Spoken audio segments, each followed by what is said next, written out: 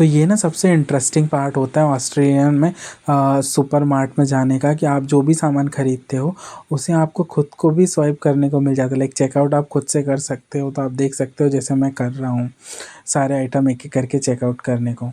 Hello friends, welcome back to the channel. मेरा नाम अंकित है और मैं मेलबर्न में रहता हूँ। आज मैं आपको ऑस्ट्रेलिया की एक मार्ट लेके जाऊँगा। It's one of the cheapest mart. यहाँ पर जैसे अपने यहाँ इंडिया में रिलायंस फ्रेश होता है या डी मार्ट होता है, उसी तरह के यहाँ का सुपर मार्केट है ये सुपर मार्ट, जो कि जिसका नाम है अल्डी। ये भी सेम तरीके से होता है। इसमें बहुत सारे सेक्शन होते हैं, जैसे वेजीज, फिर मीट, फिर डेयरी। हम एक एक करके जाएंगे तो आप देखो वेजी सेक्शन में, अब डी मार्ट में तो नहीं होता वेजी सेक्शन जितना मुझे याद है, पर रिलायंस फ्रेश में होता है। तो आपको यहाँ पर सब तरह की सब्ज़ी मिल जाती है। अब सब्ज़ी हम लोग यहाँ से लेना प्रेफर नहीं करते, क्योंकि विक्टोरिया मार्केट में और भी ज़्यादा सब्ज़ी सस्ती मिल जाती है, तो कोई यहाँ से नहीं लेता है। उसके बाद मीट सेक्शन में तो हमको कोई मतलब नहीं था, बिकॉज बीइंग वेजिटेरियन कोई मतलब नहीं रहता वहाँ पे जाने का या देखने का भी। आई कांट सी, मैं तो सीधा डेयरी प्रोडक्ट पे मूव कर जाता हूँ।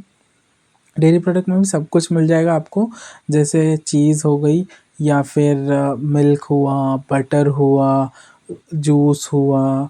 अब इनमें भी बहुत सारी वैरायटी होती है, या इनके बाय प्रोडक्ट्स जो होते हैं जो भी बना हुआ रहता है वो सब भी मिल जाएगा। इनका फ्लेवर्ड प्रोडक्ट्स जो होते हैं, जैसे योगर्ट और कर्ड में ना अलग अलग फ्लेवर भी आते हैं, तब वो भी मिल जाता है। तो ये सब इसमें डेयरी प्रोडक्ट में आ जाता है। मुझे तो सिर्फ योगर्ट लेना था, तो मैंने योगर्ट ले लिया। आप देखो योगर्ट का प्राइस यहाँ पर 2 kgs इज़ अराउंड $12। तो लाइक इंडिया के 650 रुपीज़ होते हैं। तो आप देख सकते हो कि प्राइस का मार्जिन क्या है, लाइक वहाँ पे कितने का मिल जा रहा है और यहाँ पे कितना महंगा मिल रहा है।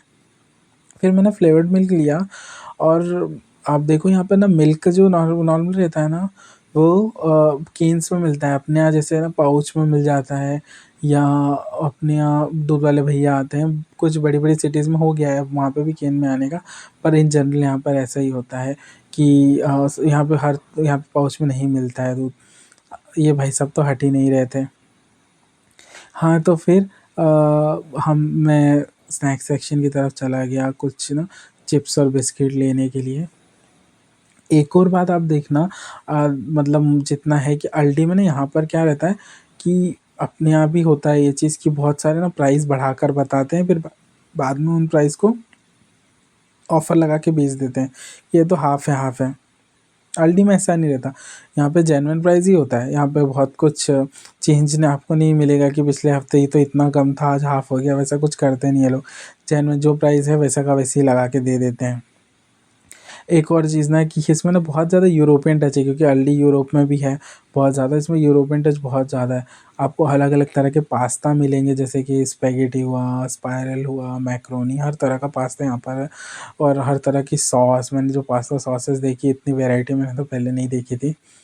और फ्रोज़न सेक्शन मिल जाएगा, जिसमें आपको हर तरह के नॉन-वेज के बाय प्रोडक्ट मिल जाएंगे, जैसे कि पिज़्ज़ा, अगर आपको फ्रोज़न पसंद है, या तो फिर वेजिज़ भी मिल जाती है फ्रोज़न। तो हाँ, हम लोग फ्रोज़न वेजिज़ ले लेते हैं।